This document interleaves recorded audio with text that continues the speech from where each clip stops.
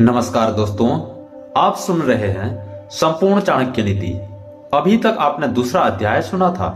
अब हम बढ़ते हैं तीसरे अध्याय की ओर, जहां चाणक्य हमें समझा रहे हैं कि शरीरधारी जीव के गर्भकाल में ही आयु, कर्म, धन, विद्या, मृत्यु, इन पांचों की सृष्टि साथ ही साथ हो जाती है।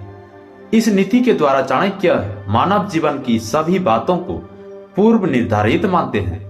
उनका मत है कि मनुष्य जीवन काल की अवधि मृत्यु, सुख, दुख, मान, अपमान, विद्या और संपत्ति का भोग सभी ईश्वर के अधीन है। बिना उसकी मर्जी के पत्ता तक नहीं हिलता, अर्थात सब कुछ उस पर छोड़कर मनुष्य को अपने कर्म पर ध्यान देना चाहिए।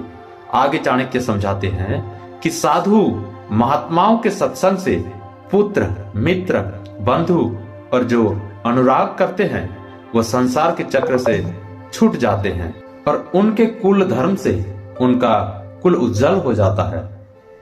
भाव यह है कि जिस कुल में साधु महात्मा जैसा कोई पुत्र उत्पन्न हो जाता है, उसके सत्संग से बाकी सभी लोगों का भी सांसारिक परिष्कार हो जाता है। आगे समझाते हैं कि जिस प्रकार मछली देखरेख से, कछुई, चिड़िया स्पर्श से सदैव अपने बच्चों का लालन पोषण करती है, वैसे ही अच्छे लोगों के साथ से सभी प्रकार की रक्षा होती है।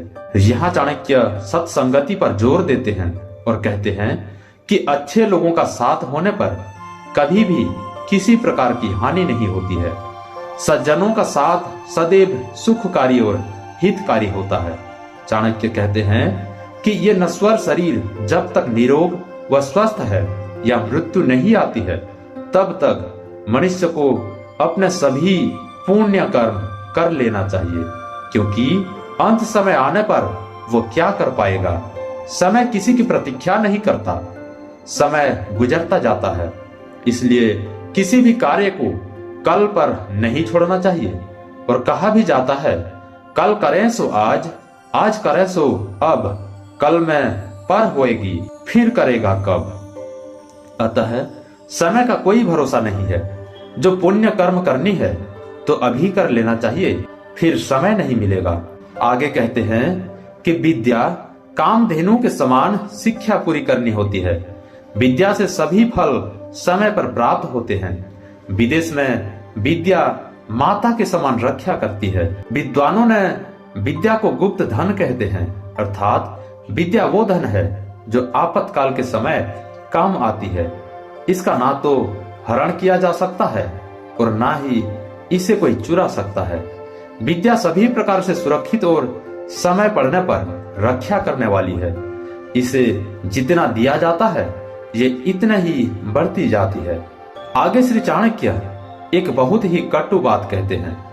वो कहते हैं कि बहुत बड़ी आयु वाले मूर्ख पुत्र की अपेक्षा पैदा होते ही जो मर गया है वो अच्छा है, क्योंकि मरा हुआ पुत्र कुछ देर के लिए कष्ट देता है, परंतु मूर्ख पुत्र जीवन भर जलाता है। आगे फिर चाणक्य कहते हैं कि उस गाय से क्या लाभ जो ना बच्चा जन्मे और ना ही दूध दे। ऐसे पुत्र को जन्म लेने से क्या लाभ जो ना तो विद्वान हो और ना ही किसी देवता का भक्त हो।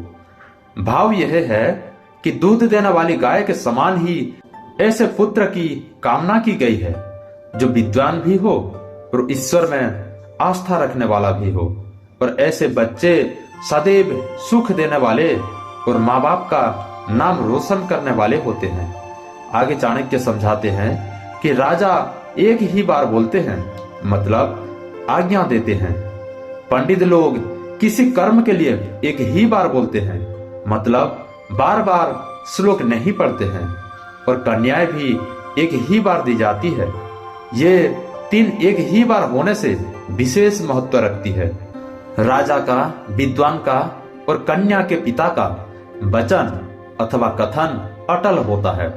आगे समझाते हैं कि तपस्या अकेले में, अध्ययन या पढ़ाई 2 के साथ और गाना 3 के साथ, यात्रा 4 के साथ, खेती 5 के साथ और युद्ध बहुत की सहायता से होने पर ही उत्तम होते हैं। फिर आगे कहते हैं कि पत्नी वही है जो पवित्र और चतुर है, पतिव्रता है। पत्नी वही है जिस पर पति का प्रेम है। पत्नी वही है जो सदैव सत्य बोलती है।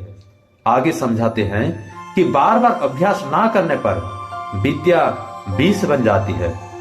बिना पचा भोजन विष बन जाता है। दरिद्र के लिए सज्जनों की सभा या साथ और वृद्धों के लिए युवा स्त्री विष के समान होती है। अभ्यास से ही शिक्षा अथवा विद्या का विकास होता है।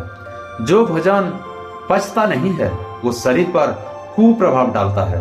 एक दरिद्र परिजन अपने ही लोगों को विष के समान दिखाई पड़ता है।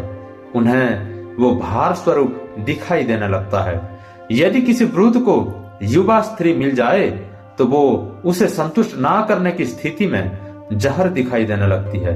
प्रत्येक वस्तु का अपना उचित स्थान और महत्व होता है।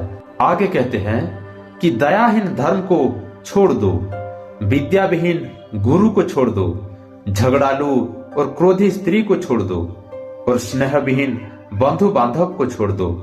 भाव यह है कि ऐसे धर्म को कभी नहीं अपनाना चाहिए जिसमें प्राणी के लिए दया भाव ना हो। ऐसे गुरु को नहीं अपनाना चाहिए जिसमें ज्ञान ना हो। ऐसी पत्नी को कभी स्वीकार नहीं करना चाहिए जो क्रोधी स्वभाव की हो और कलह करने वाली हो। साथ ही ऐसे परिजनों से संबंध नहीं रखना चाहिए जो सुख दुख में काम ना आए। बहुत ज्यादा पैदल चलना मनुष्य को बुढ़ापा ला देता है। घोड़ों को एक ही स्थान पर बांधे रखना और वस्तुओं को लगातार धूप में डालने से उनका बुढ़ापा आ जाता है।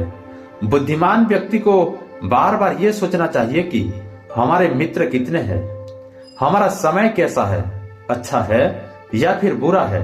यदि बुरा है तो उसे अच्छा कैसे बनाएं। हमारा निवास स्थल कैसा है, हमारी आय कितनी है और व्यय कितना है। मैं कौन हूँ, आत्मा हूँ अथवा शरीर स्वाधीन हूँ अथवा पराधीन हूँ, तथा मेरी शक्ति कितनी है। आगे चाणक्य कहते हैं कि राजा की पत्नी, गुरु की स्त्री, मित्र की पत्नी, पत्नी की माता अर्थात सास और अपनी जननी, ये 5 माताएं मानी गई है। इनके साथ हमेशा माँ का व्यवहार करना चाहिए। यदि आप इन सभी बातों का ध्यान रखेंगे तो अपने जीवन में सफलता के मार्ग पर आगे बढ़ते चले जाएंगे। आप सुन रहे थे संपूर्ण चाणक्य नीति का 3रा अध्याय। आगे बढ़ते हैं 4था अध्याय के लिए। तब तक के लिए नमस्कार।